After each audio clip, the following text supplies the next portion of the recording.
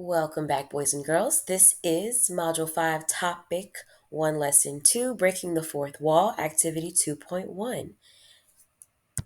In this activity, we're talking about nets of rectangular prisms and surface area. Let's get started. A net has all these properties. The net is cut out as a single piece. All of the faces of the geometric solid are represented in the net. The faces of the geometric solid are drawn such as they share common edges. To give you another visual, because I'm not physically there, I'm going to show you other examples of nets. So here you can see we've got a net of a rectangular prism, and it's color coded so that you can see how the sides and the faces all fall. Then you've got a net of a pyramid where you've got a base and four sides that lead up to a point. Then you've got a net of a cylinder and net of a cone. But those two shapes you will talk about next year in 8th grade. Today we're talking about prisms. All right, let's continue. It says the surface area, there's a vocabulary word. Please highlight, underline, circle, do what you got to do. The surface area of a polyhedron is the total area of all its two-dimensional faces. So essentially, the total area of all of its sides. All right, consider the cube you created. Now remember, we didn't create a cube, but we did draw one. Number 1 says, how is the area of a face of a cube measured? Analyze the two responses and explain why Letitia is incorrect in her reasoning. Now, I want you to take 2 minutes to read Letitia's response, Isaiah's response, and then talk about them. Compare and again, explain why Letitia's reasoning is incorrect. Take 2 minutes. Pause here. Alrighty, let's discuss. So Letitia is thinking, because this is a 3D figure, I'm going to measure in cubic units. However, cubic units are normally used to determine volume when I'm talking about the space inside of a shape.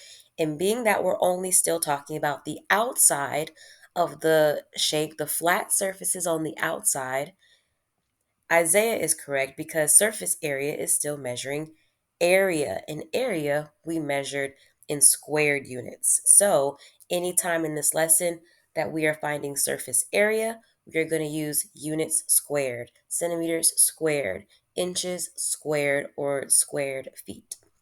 Alrighty, let's continue. Number 2, it says describe a strategy that you can use to determine the surface area of a cube. Number 3 says, consider the cube net shown. Calculate the surface area. And number 4, what is the surface area of a unit cube? Now, these questions I want you to answer on your own or with a partner, but I'm going to help you get started and we're going to discuss number 2 first. So, a strategy that you can use to determine the surface area of a cube. Now remember, a cube has all equal sides. So if I have all equal sides all around, what is something that I can do to help me easily determine the area of all of the sides added up together? Think about that.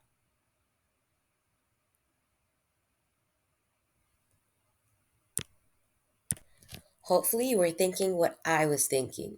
I went ahead and wrote, I can find the area of one side, then multiply by 6 because there are 6 congruent sides on a cube.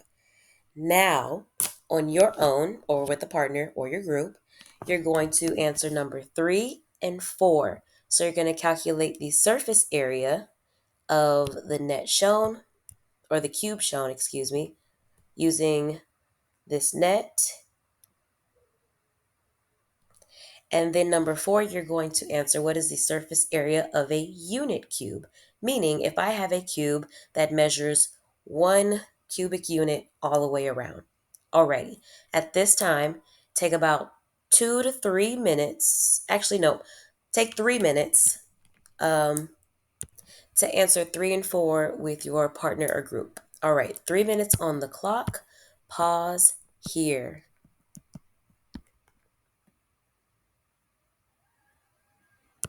Alrighty, let's compare answers. Now I'll say this. I did forget to give you the formula first, but remember on your test, you will have access to this reference sheet that has all of the formulas on it. But a square is an easy one. So I wrote my formula first. Area is equal to base times height, or also you could have put s squared, because that is essentially just side times side. All right, so we got 2 times 2, which gave us 4, which was the measurement of the area of one face. And then we multiplied that by 6 because there are 6 faces. So when we multiply that, we got 24 inches squared as the total surface area. Number 4 says, what is the surface area of a unit cube? Well, if each unit cube is 1 cubic inch or one unit squared, and I know I've got 6 faces, well, I know the total surface area of a unit cube would be 6 units squared. Alrighty, let's continue. Number 5 says, let's consider a different rectangular prism. Use the net to estimate the surface area of the right rectangular prism. Then B says, calculate the surface area of the right rectangular prism. Explain your calculation. Alrighty, 5A and B, you're going to do on your own or with a partner, but I'm going to help you get started so we can organize our work. So A says to first estimate the surface area of the rectangular prism. Now, there are 2 things that you can do to help keep your work organized. And one, my favorite, is to color code. So I like to color code each of the faces that are the same, that are congruent. So this face right here, I know is going to be the same as this face right here. And I'm going to color those blue. In another color, I'm going to color these small flaps on the outside. I know those are congruent because when I fold those up, those are going to be the opposite sides. And I'll use green. Same here. If I fold these up, I know that these sides right here in green are going to be my top and bottom base, or could be. Another way that you can organize, if you'd like, is to letter it. So this could be side A if you don't have colors. This could be side B. These are my B's. And this could be side C. So when I'm calculating my area, I know how many to multiply. For example, if I'm multiplying side A, I'm going to calculate the area. I've got 2A, so I'm going to multiply it by 2. And then I know to add it all together. So that is just one way or 2 ways to keep your work organized. Another thing to help you get started, when we estimate, because that's what part A wants us to do, when we estimate, think 4.3 or 4 and 3/10 is really close to what whole number? Or is about, squiggly lines. It's really close to the number 4. So we can estimate 4.3 is about 4, and 2.9 is really close to what number? 3. So when you're estimating, use those 2 numbers. Oh, I'm sorry, I forgot one. 5 and 7/10 is also really close to 6. And then for part B, you are actually calculating using those decimal numbers and explaining. Now, being that there's a lot of calculations in here, I'm going to give you a little bit more time. Make sure to keep your work organized. So on your own or with a group, you're going to be working to answer 5A and 5B. You've got 5 to 6 minutes on the clock. I'll say 5 to 6. I'll let you choose.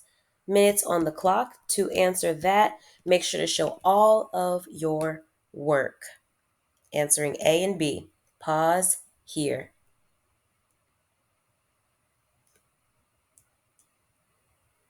Alrighty, let's compare answers for A. So notice I color coded mine. So in blue, I found the area of the blue base or the blue sides, and I multiplied when I estimated 4 times 6. And then I went ahead and saw that there are two of those same sides. So I multiplied by 2 and added that into my equation. And notice I added that 2, not added, excuse me.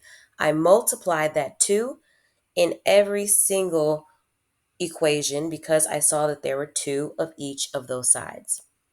And then also I did go ahead and label the measurement of each of those faces and I put them inside of the net as well. Anyways, for the blue base, you should have gotten 48 centimeters squared total for those two bases.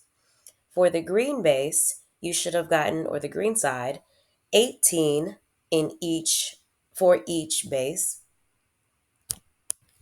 Side, excuse me, to give you a total of 36 centimeters squared. And for the orange side, each of those sides were 12, so that gave us 24 centimeters squared. But we did not find the total surface area because we still have one more thing to do, and what is that? Add.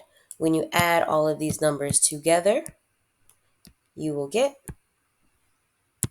108 centimeters squared for your total surface area. Now, that's just the estimate. Now, when you took all those same numbers, but the actual decimal numbers, so 4 and 3 tenths, 2 and 9 tenths, and 5 and 7 tenths, then you should have calculated the actual surface area. Now, I'm not going to show you all of my work for that, but your actual total surface area, if you did, you should have gotten 107 and 200ths centimeters squared. Alrighty, now that you've got an example of what to do and how to organize your work, let's move on. Number 6 says, calculate the surface area of the solid figure represented by each net. Now, remember when I said there was going to be a lot of multiplication of decimals? Yep, this is it. So, this is where you're actually now going to put in the practice. Either on your own or with a group or a partner, you're going to calculate the surface area of A and B, and then we're going to check our answers. But before we do that, I'm going to help you get started, of course. So, one way we said we can organize our work is by color coding. Also, you can letter it. But I'm going to color code so that I can help you guys see what those faces are, what the sides are. So, let's start with the center base right here. I'm going to color that orange. And I know when I fold this up into a 3D shape, I know that this is going to be its opposite side that is also the same or congruent. Okay, let's get a different color, blue. I know that my outside faces are going to be the same, so I'm going to color those. And also, don't worry about the flaps on the end.